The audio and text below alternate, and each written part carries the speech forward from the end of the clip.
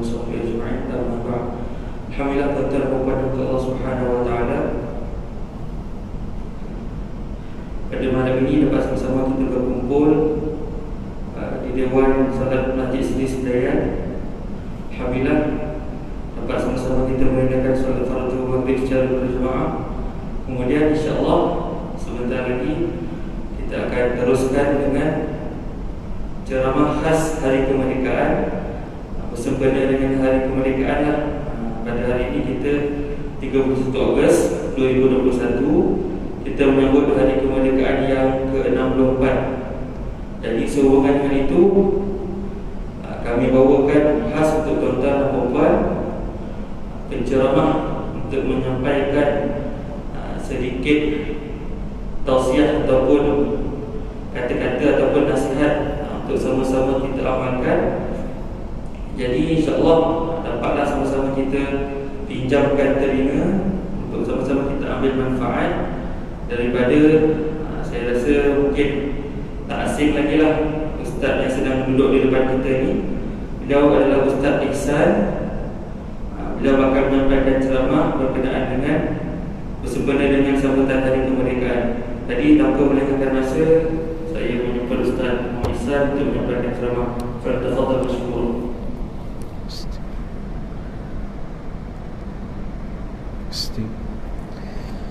Bismillahirrahmanirrahim. Alhamdulillahirabbil alamin. Wassalatu wassalamu ala rasulil amin wa ala alihi wa sahbihi ajma'in. Amma ba'd. Assalamualaikum warahmatullahi wabarakatuh. Terima kasih kepada Tuan Imam, Tuan Bilal, JK Masjid dan seterusnya muslimin muslimat yang dirahmati Allah sekalian. Alhamdulillah tuan-tuan dan puan-puan, kita patut bersyukur kepada Allah Subhanahu wa taala kerana di negeri sembilan ini tuan-tuan dan puan telah dibenarkan untuk solat berjemaah dan juga dengan kapasitinya, dan juga dibenarkan untuk menyampaikan kuliah-kuliah agama yang sebelum ini tuan-tuan dan puan tertangguh kerana adanya kekangan-kekangan yang kita semua sedia maklum. Dan alhamdulillah tuan-tuan dan puan, bila mana saya dapat hadir pada malam ini pun dah lama dah tak hadir ke masjid ini tuan-tuan dan puan, rasa seronok. Kenapa rasa seronok? Rasa seronok kerana Allah Ta'ala pilih saya dan tuan-tuan dan puan dapat hadir pada malam ini. Nabi SAW bersabda tuan-tuan dan puan, yang mana hadis itu berbunyi, iza ra'aitumul rajula ya'tadu ilal masjid fashhadu lahu bil iman. Apa maksud hadis ini? Hadis ini bermaksud, kalau kamu nampak orang itu dia beradat datang ke masjid, makna kata kalau kita nampak orang itu ulang alik tak zuhur asar, tak asar maghrib, tak maghrib isyak, tak isyak subuh, maka saksikanlah dia itu orang yang ada iman. Hadis ini tuan-tuan dan puan nak menyatakan kepada kita Allah Subhanahu wa taala suruh kita ini kasihkan masjid, suruh kita ini cintakan masjid, kerana orang yang kasih dan cinta kepada masjid ini tuan-tuan dan puan, dia ada iman. Begitu juga dengan tuan-tuan dan puan, malam tadi ataupun hari ini kita menyambut Hari Kemerdekaan yang ke-64. Maka nak sebut kepada merdeka ini bukan Tunku Abdul Rahman dahulu dia bangun tidur rasa nak umumlah merdeka hari ini. Bukan tuan-tuan dan puan-puan.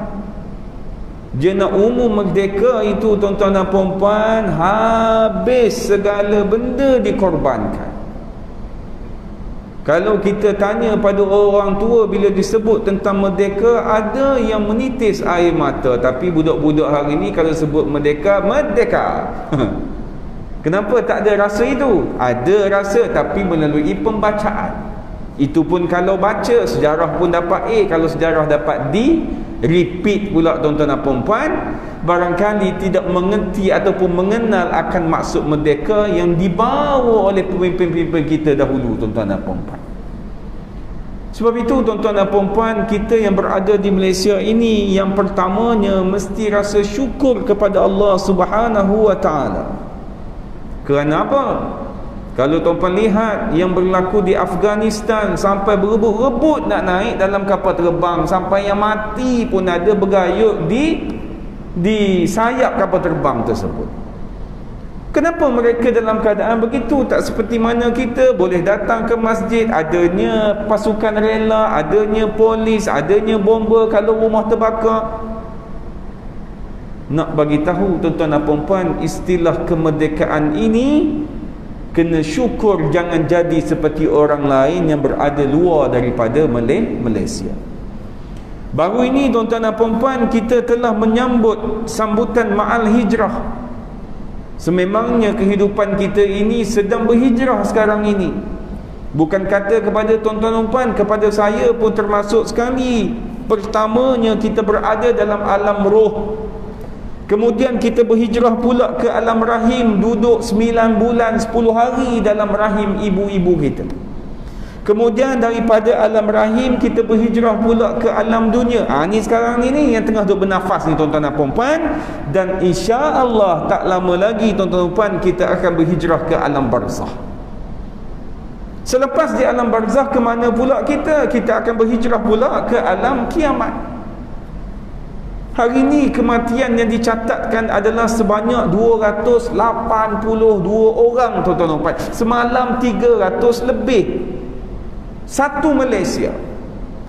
Cerita bab kematian ini tuan-tuan dan puan-puan, kalau 282 bukan sikit. Kalau diletak ruangan kubur ini tuan-tuan dan puan, penuh sini 282. Kawan saya tuan-tuan dan puan-puan, dia berkhidmat di tanah perkuburan Raudatul Sakinah Kuala Lumpur. Dia update di Instagram dan Facebooknya, maka diambil video. Video apa? Video dia duduk tunggu jenazah itu sampai, maka dia tunjuk tempat yang bakal dia tanam jenazah yang sampai. Kejap lagi saya tengok tuan-tuan dan puan-puan, yang dia ambil video tadi adalah kawasan yang mana orang yang jenazah yang telah ditanam. Hari ni ada 3, besok ada 4, baru ni yang paling banyak 34. Dia kata sampai lembik aku ihsan, aku nak settlekan semua sekali. Lembik kenapa? Lembik sebab datang letak, datang letak, datang letak. Oh, dia kata nak boleh keturun benda tu bukan senang. Mari yang badan besar, mari yang saiznya tak cukup pula, terpaksa pula gali lebih lagi. Allahu Akbar. Tahun lepas, bermulanya 2020, pandemik ini datang.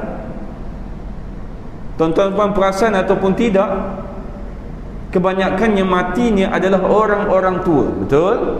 Dengan saya sekali termasuk dalam agenda tak apa aku muda lagi. Tapi tahun ini tuan-tuan dan puan-puan, yang matinya orang mudanya ramai. Umur bukan 40-an, 30-an pun ada. Adakah mereka ini ada penyakit jantung? Tak sakit pun. Mereka ini orang yang kuat, orang yang bekerja, yang sihat tubuh badan, tak makan ubat gaut macam kita ni. Tetapi tuan-tuan dan puan-puan, disebabkan asbabnya COVID-19 ini, maka mereka juga mati. Jadi keadaan ini merusingkan kita tuan-tuan dan puan-puan. Kalau dulu nak bersalam dengan orang tak ada masalah, hari ni nak bersalam pun takut. Hari ni member sebelah bersin pun takut. Bukan setakat member sebelah bersin, kucing bersin pun kita takut tuan-tuan dan puan-puan. Kenapa? Takut berjangkitnya COVID-19 tersebut. Takutnya kita kepada penyakit tersebut. Tetapi tuan-tuan dan puan-puan, sedar ataupun tidak sedar apa yang Allah Ta'ala nak tunjuk ini, Allah Subhanahu Wa Ta'ala nak tunjukkan kepada kita, tuan-tuan dan puan-puan, bahawasanya kematian itu sedang menghimpit kita. Barangkali hari ini, barangkali besok, tak besok, minggu depan. Bila dengar sahabat kita ditidurkan di hospital, kita mula baca Al-Quran untuk dia, kita mula sedekahkan Yasin kepada dia. Kenapa? Sebab kita nak bantu dia. Kita ni macam mana? Kita pun tak tahu bila kita akan bertemu dengan Allah Subhanahu Wa Ta'ala. Baik, maka tuan-tuan dan puan-puan, bersempena dengan Hari Kebangsaan Kemerdekaan ini, tuan-tuan dan puan-puan, yang pertamanya mestilah kita ini istiqamah. Istiqamah ini nak bercakap senang, tapi nak buat susah. Istiqamah ini dia mesti lurus sahaja, tak mau kona-kona dah, tuan-tuan dan puan. Kalau nak menghadap Allah Subhanahu Wa Ta'ala, mesti fokus kepada Allah Subhanahu Wa Ta'ala. Jangan duk teringat kucing di rumah, jangan duk teringat kunci kereta hilang di mana, tak mau, mesti fokus di situ. Istiqamah ini susah, yang senangnya adalah istirahat. Kan? PKP, PKPD, PKP 1, fasa 2, fasa 3, fasa 1. Istirahat senang lah.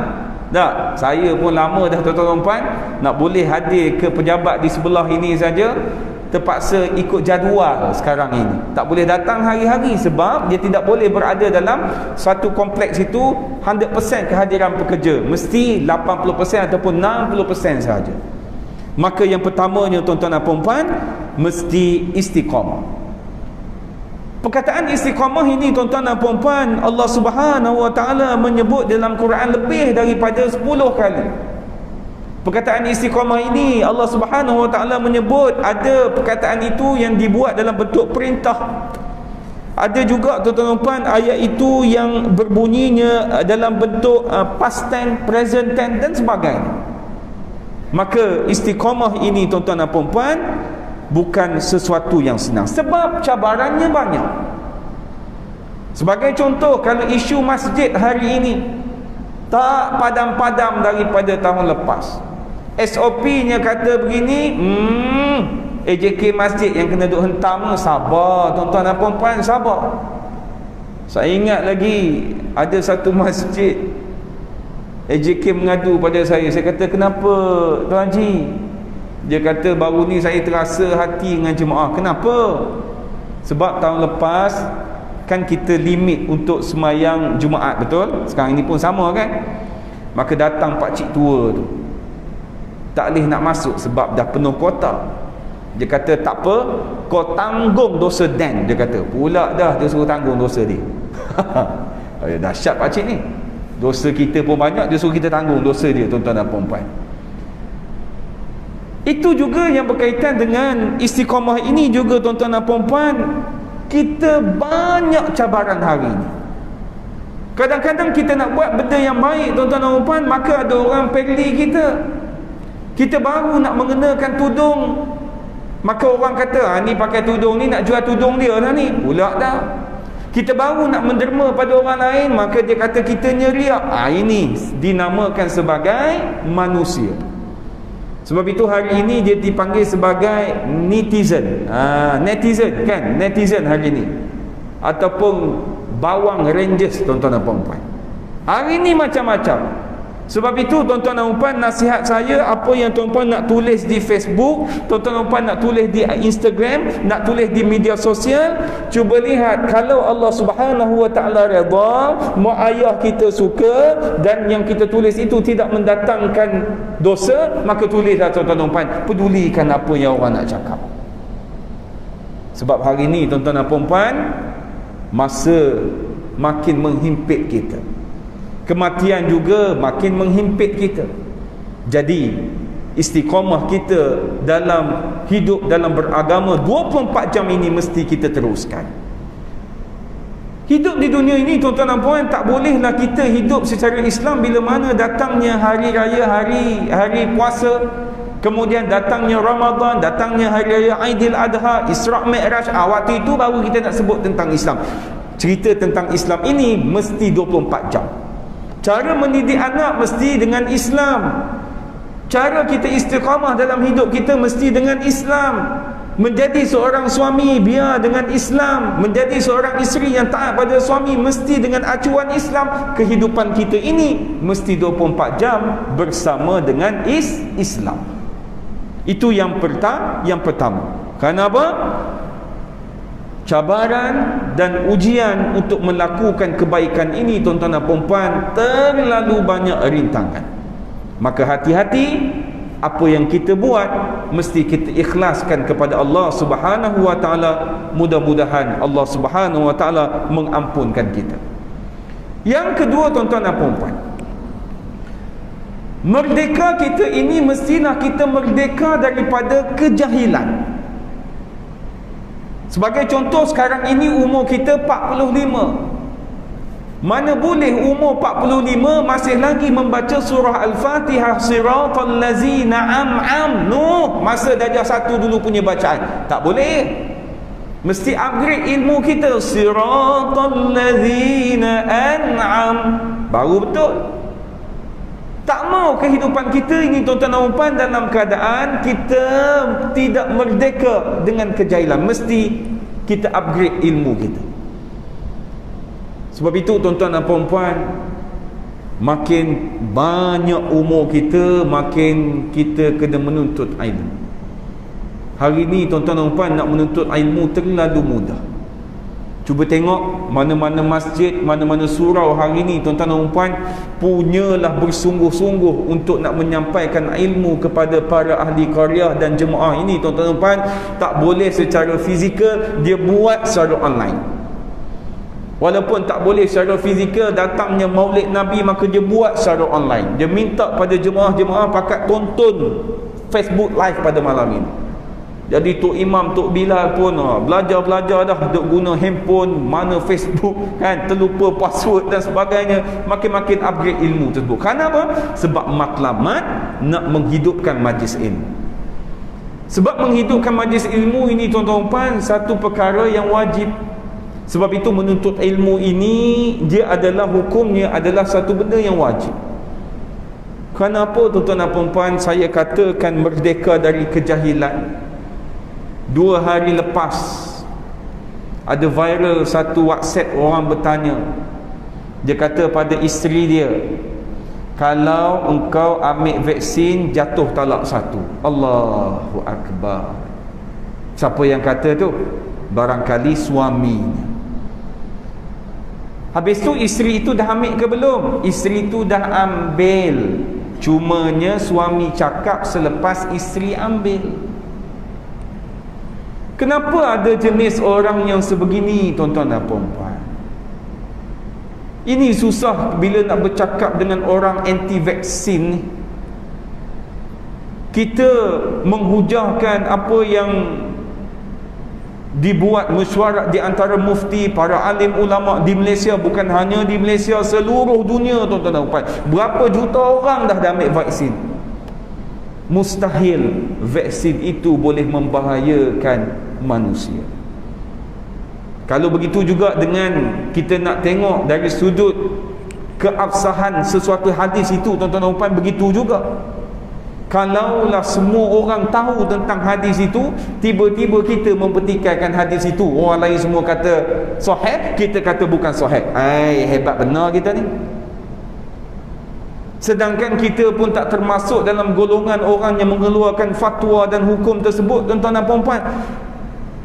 Ini juga adalah satu tindakan yang mana, tuan-tuan dan puan, sungguh menakutkan. Sampai berkata kepada isteri, kalau engkau ambil vaksin jatuh talak kepada engkau. Ini mengatakan apa? Ini termasuk dalam suatu lafaz yang dinamakan sebagai suami bertaklid kepada isterinya.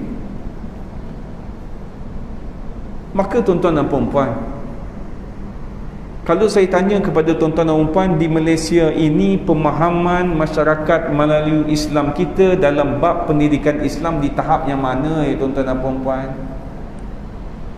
Adakah di tahap yang maksimum ataupun di tahap yang minim? Saya ambil satu contoh, tuan-tuan dan puan-puan.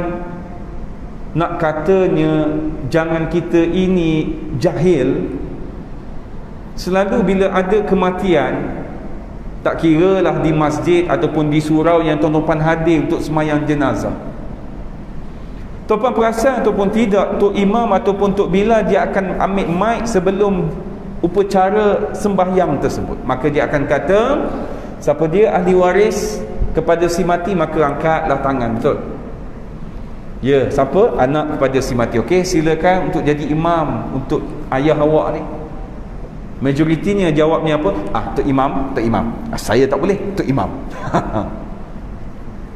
Soal tak boleh ke soal tak tahu?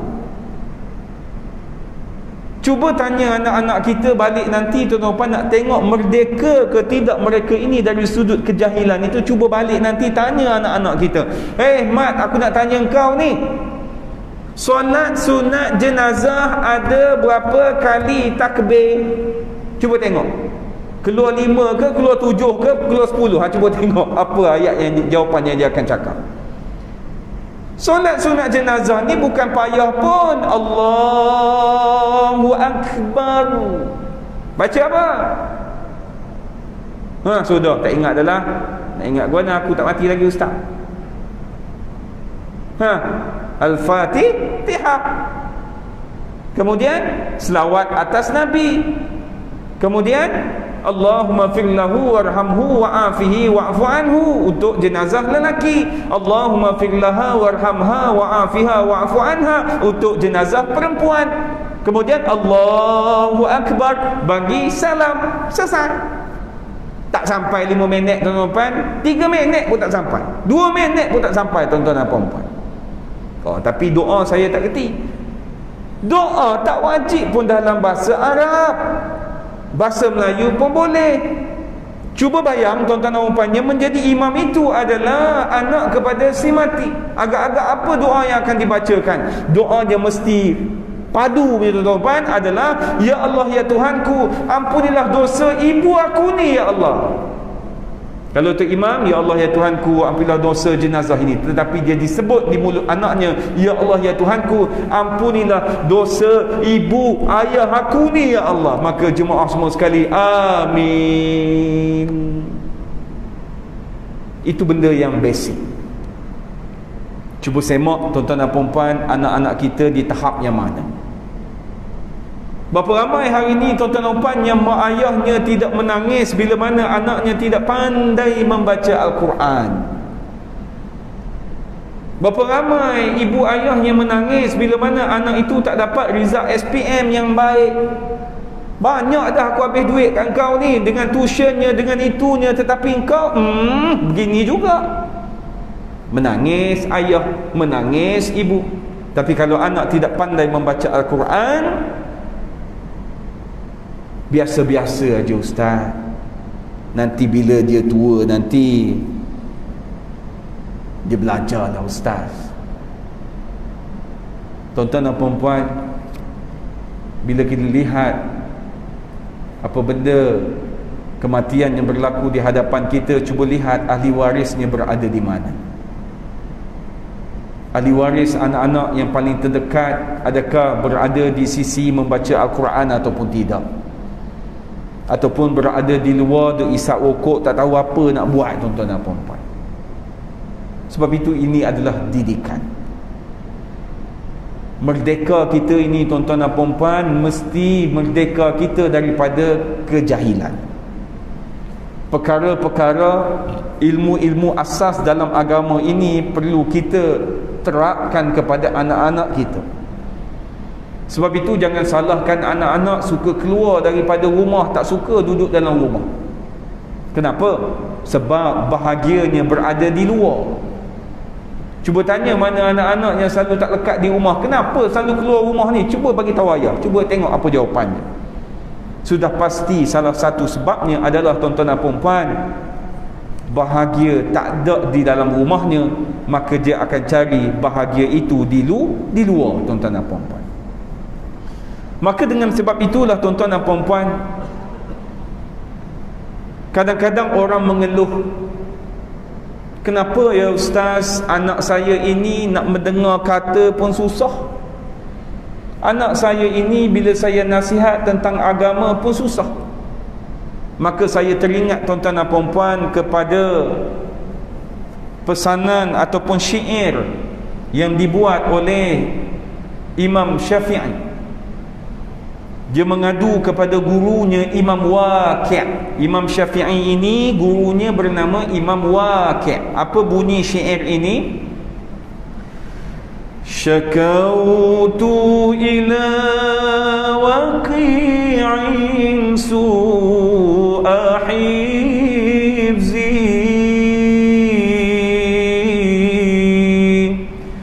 فأرشدني إلى ترك المعاصي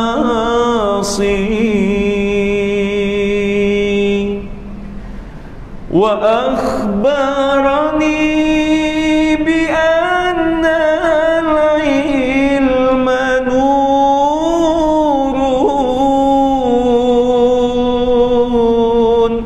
ونور الله لا يهدى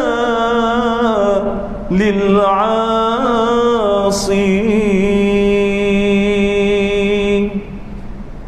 Imam Syafi'i ini dia mengadu pada gurunya Imam Waqi'. Dia mengadu kerana hafalannya buruk, tak berapa nak cantik. Maka Imam Waqi' ini dia nasihat kepada Imam Syafi'i. Apa nasihatnya? Dia kata kamu ini kena bersegera meninggalkan maksiat, kerana ilmu Allah Subhanahu wa ta'ala ini dia umpama cahaya. Maka cahaya ini sama sekali tidak akan melekat kepada si pelaku maksiat. Betul? Sebab orang yang kaki masjid pun dia, joget lambak pun dia, karaoke pun dia, main nombor ekor pun dia, dia segala segi tuan-tuan puan dia boleh masuk. Maka orang ini tuan-tuan dan puan-puan dalam syair ini nak mengatakan mustahil ilmu Allah itu akan melekat kepada kita.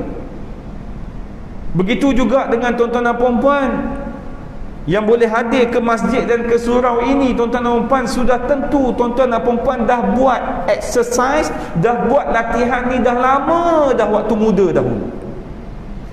Kalau orang tuan-tuan dan puan, eloklah masjid tutup, aku pun tak payah pergi sembahyang Jumaat. Eloklah masjid tutup, aku boleh sembahyang kat rumah, tak malu dengan kawan-kawan. Kalau orang tanya tak pergi masjid, oh tak boleh pergi lah ni, musim Covid. Tapi tuan-tuan dan puan, persiapkan diri tuan-tuan dan puan-puan, bila buka masjid maka bersegera daftar nama. Bila buka masjid ambil peluang betul-betul. Kenapa? Sebab nak konsisten hadir ke masjid, ke surau bukan benda mudah tuan-tuan dan puan-puan. Bukan cakap pada tuan-tuan dan puan, cakap pada saya sekali pun kena tuan-tuan dan puan-puan. Tuan-tuan dan puan tak apalah, umur dah lanjut, umur dah 50-an, 60-an, dah berasa tentang dunia ni lama dah. Saya ni lain baru 35, duk melompat-lompat lagi tuan-tuan dan puan. Tengok kereta sport, tuan-puan nampak kereta sport, dunia ustaz. Sebab tuan-puan dah rasa dulu. Ni kita bercerita orang muda ni tuan-tuan dan puan, bukan senang untuk istiqamah. Sebab itu kalau saya pergi mana-mana masjid kan surau tuan-tuan dan puan, cuba tengok yang selalu menjadi pendukung, yang selalu menjadi orang kuat di masjid dan surau itu, banyaknya yang saya lihat adalah dia bukan daripada background sekolah agama ataupun belajar dalam bab agama. Saya selalu perasan, tuan-tuan imam, tuan-tuan Bilal mesti perasan. Kita tengok siapa AJK-nya, siapa pengurusinya, dia bukan background agama. Kenapa? Salah satunya tuan-tuan dan puan, dia mencari Islam tersebut. Salah satunya tuan-tuan dan puan, dia bukan hadir ke masjid, ke surau disebabkan titlenya ustaz, ustazah, tapi dia hadir ke surau, ke masjid ini lillahi ta'ala. Dia tak ada rasa apa, dia semuanya lillahi ta'ala. Kalau macam saya barangkali berada di rumah, aku kena pergi masjid, malu ke orang tahu aku ustaz ni, ada perasaan itu. Tetapi orang yang bukan dalam background ini, kesungguhannya sungguh menakjubkan tuan-tuan dan puan-puan.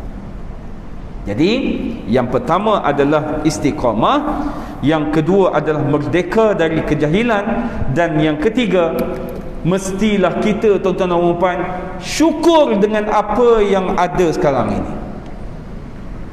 Yang ada di Malaysia ini tuan-tuan dan puan-puan, dah bertukar Perdana Menteri dah banyak kali dah tuan-tuan dan puan-puan. Dalam beberapa tahun yang semenjak 2 menjak ini, masih lagi Malaysia ini aman. Tuan-tuan perasan ataupun tidak?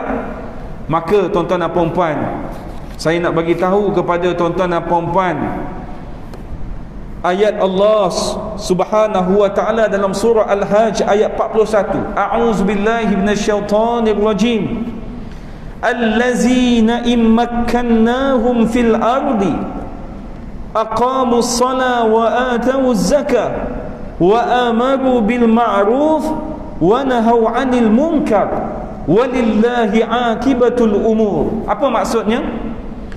Iaitu mereka, yakni umat Islam, yang jika kami berikan mereka kekuasaan memerintah di bumi, Allah Ta'ala beri pada orang Islam memerintah di bumi ini, nescaya mereka mendirikan sembahyang serta memberi zakat, dan mereka menyuruh berbuat kebaikan serta melarang dari melakukan kejahatan dan perkara yang mungkar. Dan ingatlah pada bagi Allah jualah kesudahan segala urusan. Tuan-tuan dan puan-puan, bertuahnya bumi Malaysia ini tuan-tuan dan puan-puan, cuba tengok masuk sahaja subuh, Allahu Akbar, Allahu Akbar, bunyi azan. Masuk zuhur bunyi juga, masuk asar bunyi juga, maghrib, isyak dan seterusnya tuan-tuan dan puan-puan. Apa tandanya ini? Tandanya tuan-tuan dan puan-puan, Malaysia ini adalah negara Islam. Sebab itu satu benda yang paling mahal di Malaysia ini yang ada dalam undang-undang kita, dalam perlembagaan persekutuan disebut Islam adalah agama persekutuan. Makna kata kedudukan Islam ini sungguh tinggi di Malaysia. Perdana Menteri kita walaupun bertukar-tukar parti, walaupun bertukar-tukar orang, semuanya setakat ini alhamdulillah semuanya Islam. Maka di Malaysia ini tuan-tuan dan puan, nak sembahyang bila-bila masa, masjid nak azan, buka speaker, mic dan sebagainya, boleh. Di masjid ini tuan-tuan dan puan, datang saja bulan Ramadan maka dibuka kaunter-kaunter zakat, nak suruh orang bayar zakat, amil pula, boleh buat secara online dan sebagainya, boleh. Kemudian di Malaysia ini tuan-tuan dan puan-puan, setiap malam Jumaat adanya forum perdana hal ehwal Islam, dibuat secara langsung di TV1. Kemudian adanya program Tanyalah Ustaz, kemudian adanya program rancangan-rancangan reality TV yang berunsurkan agama dan sebagainya. Ada pula IKIM, ada pula Zayan dan sebagainya. Nak menandakan apa? Nak menandakan Malaysia ini tuan-tuan dan puan-puan cukup bagus bila bercakap tentang Islam. Tapi bila bercakap tentang Islam ini tuan-tuan dan puan, rakyat kita di tahap yang mana? Jangan kerajaan, masjid, surau saja bersungguh, tapi rakyat kita ini tidak bersungguh dalam bab agama. Jangan, kena pelihara agama ini. Saya bimbang tuan-tuan dan puan, satu benda yang boleh datang pada kita hari ini bukan penjajahan mengangkat senjata, tetapi penjajahan dengan era globalisasi, dengan media sosial. Hari ini tuan-tuan dan puan, benda yang paling jahat sekali pada saya ni orang panggil apa ni? Hand setan tuan-tuan dan puan. Benda ni tuan-tuan dan puan-puan, kalau tak dijaga betul-betul, jahanam anak-anak kita dengan kita-kita sekali pun jahanam. Hari ni nak buat dosa tak susah pun, buka saja handphone, buka WeChat, tekan people nearby, habis boleh tengok. Nak servis hari ni tuan-tuan dan puan, pengalaman saya jadi pendakwa syar'i dulu 5 tahun di Kuala Lumpur, tak perlu pada bapa ayam dah, bank in duit ada dah depan pintu rumah. Musim PKP kita tengok di Facebook, tengok di dada akhbar, ada lagi pesta liar. Betul? PKP ni duk takut ni, duk tutup ni. pesta liar. Oh, kata dahsyat set ni. Ada tak yang ditangkap khalwat? Ada. Buat khalwat lagi musim PKP. Tak apa, sebab dua-dua dah cucuk. Apa ni tuan-tuan dan puan-puan? Apa ni? Sebab itu dijajah dari sudut ini yang menakutkan. Dia buat dalam senyap-senyap. Anak-anak kita tuan-tuan dan puan cuba perhati sikit bagaimana tindak tanduk dia. Kita ni tak apa nak faham IT, kena kencing dengan dia begitu saja tuan-tuan dan puan. Saya duk rasa nak tengok handphone, nak tengoklah, padahal dah masuk dalam folder lock yang perlu kepada pin code dan sebagainya. Kita pula tak reti. Ini yang meresahkan kita. Maka solusinya di mana tuan-tuan dan puan-puan? Solusinya adalah agama. Sebab itu di rumah ni tuan-tuan dan puan-puan, dia perlu hidupkan suasana agama.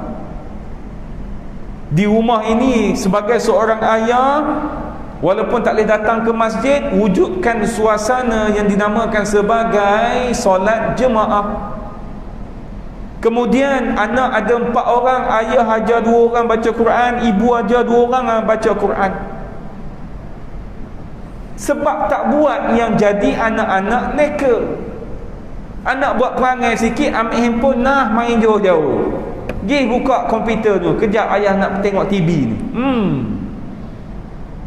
Sebab itu tuan-tuan dan puan-puan, usaha kita menjadi orang yang baik ini adalah dituntut. Usaha kita untuk menjaga keturunan kita menjadi orang yang baik ini adalah dituntut. Kerana kalau bukan kita, siapa lagi yang nak menjaga ahli keluarga dan keturunan kita? Baru ni tuan-tuan dan puan-puan, ada orang call. Masuk kan? Masuk dah? Masuk dah? Isyak? Saya nak mohon pernikahan segera ni, sebab penting sangat. Saya kata Alhamdulillah nak mendirikan masjid.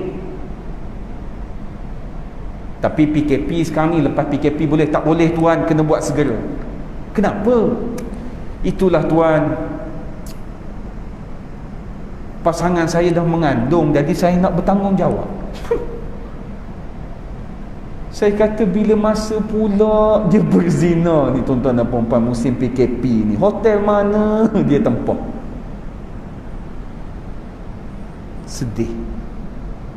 Sedih bila lihat dalam keadaan Allah Ta'ala uji pun masih berminat untuk melakukan maksiat. Ambil pengajaran tuan-tuan dan puan-puan, Islam ajar makin dihimpit dengan bala bencana, makin dekat kita dengan Allah Subhanahu wa Ta'ala. Sekadar itu saja tuan-tuan dan puan-puan. Musim ini nak berceramah panjang tak boleh, dia masuk isyak kena berhenti. Jadi saya ucapkan terima kasih pada tuan-tuan dan puan-puan. Maka saya doakan tuan-tuan dan puan-puan terus istiqamah. Kalaulah apa-apa yang ada dengan apa-apa majlis ilmu, solat berjemaah yang dibuat oleh masjid dan sebagainya dibenarkan, hadir dan pedulikan orang lain. Yang penting tuan-tuan dan puan-puan, makin diuji, makin dekat kita dengan Allah Subhanahu wa Ta'ala. Bismillahirrahmanirrahim. Alhamdulillah Rabbil Alamin, wassalatu wassalamu ala Rasulil Amin wa ala alihi wa sahbihi ajma'in. Allahumma ja'alna minan najihin wal faizin fi imtihan fid dunya wal akhirah. Allahumma rabbana hablana min azwajina wa zurriyatina qurrata a'yun waj'alna lil muttaqina imama. Bismillahilladzi la yadurru ma'asmihi syai'un fil ardi wala fis sama' wa huwas sami'un alim. ربنا عليك توكلنا وإليك أنبنا وإليك المصير ربنا آتنا في الدنيا حسنة وفي الآخرة حسنة وقنا عذاب النار وقنا عذاب النار وقنا عذاب النار وصلى الله على سيدنا محمد وعلى آله وصحبه وسلم والحمد لله رب العالمين وبالله توفيق وهداية. السلام عليكم ورحمة الله وبركاته.